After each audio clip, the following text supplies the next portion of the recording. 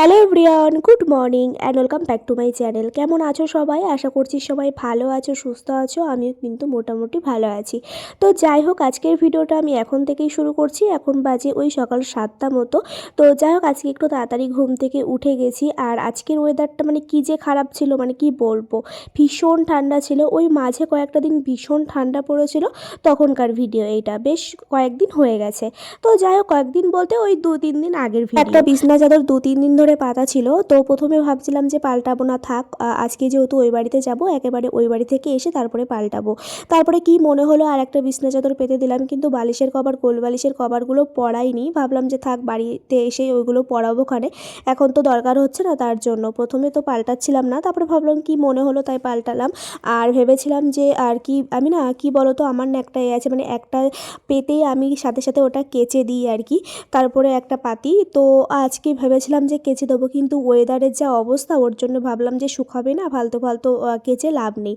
তো ওগুলো আমি সাইড করে রেখে গেছি, বাড়ি এসে স্নান করার আগে একটু ছাদে গেছিলাম। আর চারিদিকে এত কুয়াশায় ঢেকে আছে, মানে কি বলবো, যত মানে বেলা হচ্ছে তত কুয়াশা যেন আরও বেশি পড়ছে। যাই হোক, আমার স্নান করা হয়ে গেছে, এখন রেডি হয়ে নিচ্ছি, এরপরে খেয়ে নেবো। ও, তোমাদের তো বলাই হলো না যে আমি ওই বাড়িতে কেন যাচ্ছি। হ্যাঁ, জানি যে নিজের বাড়ি যেতে গেলে কোনো কারণ লাগে না, কিন্তু বিয়ের পরে লাগে। এখন আমি খাওয়া দাওয়া করে নিচ্ছি, আর আজকে আমি একাই যাব। আর আজকে এত পরিমাণ ঠান্ডা পড়েছিল যে বাইরে বেরোনোই যাচ্ছিল না।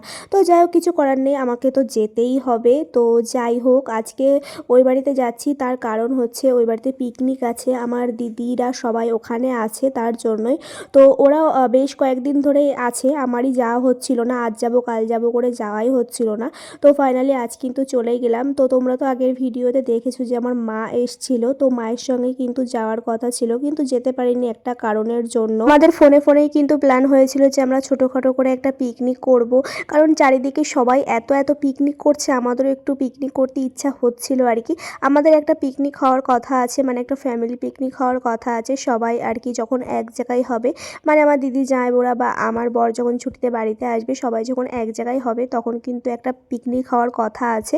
তো সবাই যখন বাড়ি আসবে তখন। তো যাই হোক, এখন কিন্তু আমরা ছোটোখাটো করে একটা পিকনিক করব বলেই কিন্তু আমি আর কি এই বাড়িতে এসেছি।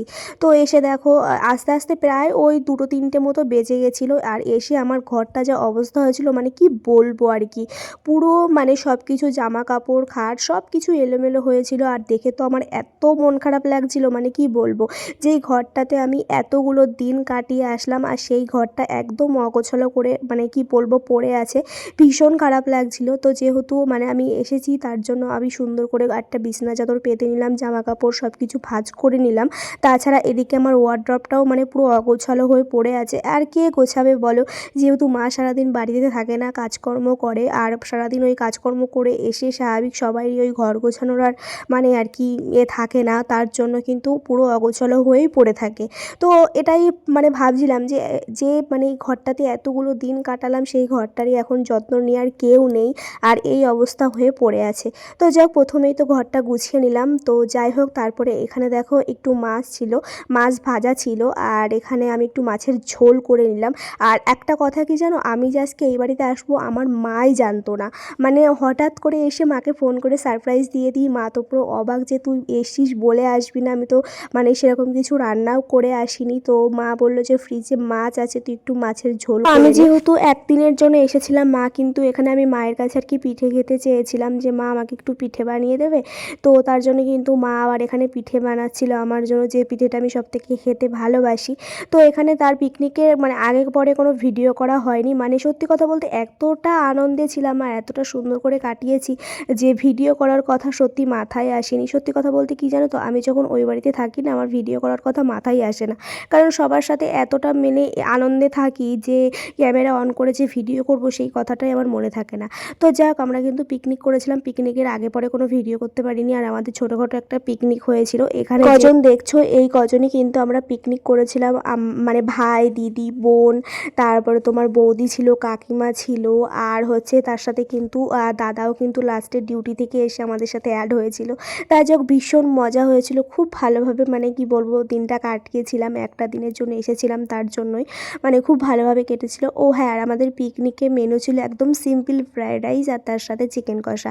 যাই হোক, রান্নাটা কিন্তু সবাই মিলেই করেছিলাম। তো এখন আমি বাড়িতে চলে যাব আর কি, মানে শ্বশুরবাড়ি চলে আসবো। তো এখন বাজে সকাল ওই 9:30। তো একটু সকাল সকালই যাব ভেবেছিলাম, আর যেহেতু একাই যাব ওর জন্য। তো এখানে দেখো, আর ডোডো মানে হচ্ছে আমাদের ঘন্টুর ভাই, আর ঘন্টু ওদিকে জেঠি সকালবেলায় আর কি পুজো দিচ্ছিল। জানো তো আমি ওই বাড়িতে থাকলে না আমি ভীষণ মিস করি ঘন্টু, আমার মা, আমার একটা কাকিমা আছে, মানে এই তিনজনকে না আমি ভীষণ মিস করি জানো তো। মানে এখানে আসলে যাদের সময় আমি বেশি টাইম কাটাই, বিশ্বাস করো আমি ভীষণ মিস করি। তো যাই হোক, এখানে দেখো আমার জেঠি একটা লঙ্কা গাছ লাগিয়েছিল, মানে কি সুন্দর গোল গোল ছোট ছোট লঙ্কা হয়েছিল। তো সেটাই আর কি দেখাচ্ছিলাম। আর এই যে হচ্ছে আমার বৌদি, আমি একটু সব সময় এর সাথে আমার সব সময় খুনসুটি ঝগড়া লেগেই থাকে জানো তো, তোমরা তো আগে পরে দেখেছো ভিডিওতে।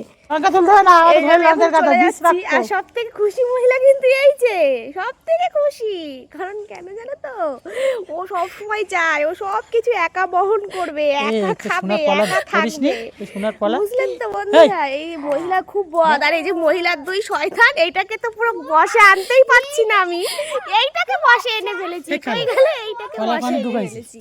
তো আমি চলে আসবো বলে কিন্তু রাস্তায় দাঁড়িয়েছিলাম, তার সাথে কিন্তু জেঠি বৌদি সবাই দাঁড়িয়েছিল আর কি।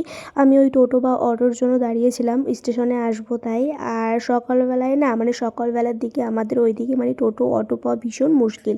তো যাই হোক, অনেকক্ষণ দাঁড়িয়ে থাকার পরে কিন্তু একটা টোটো পেয়েছিলাম। তো এখন দেখো আমি কিন্তু এখন স্টেশনের দিকে যাচ্ছি। আমাদের বাড়ি থেকে ওই স্টেশনে যেতে প্রায় ওই 10-11 মিনিট মতো সময় লাগে আর কি, ঠিকঠাক মানে অটো টোটো পাওয়া গেলে আর কি।